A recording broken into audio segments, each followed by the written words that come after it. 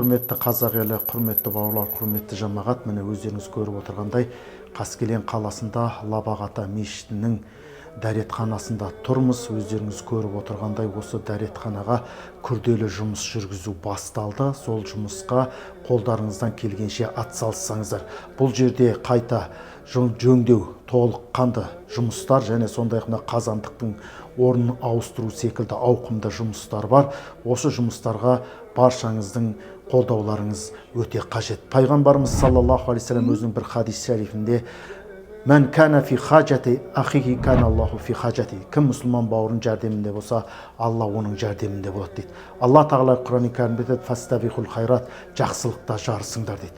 Бұл да бір үлкен қайырлы іс, жақсылық. Осы жақсылықта құрметті бауырлар жарысып, қолымыздан келгенше ат салсайық. Алла тағала Құран кәрімде ома анфақту мин шейин фахуа юхлифуху дейді. Сендер Алла жолында қандай бір садақа напақа шығарған болсаңдар, Алла тағала оның сөзсіз орнын толтырады дейді.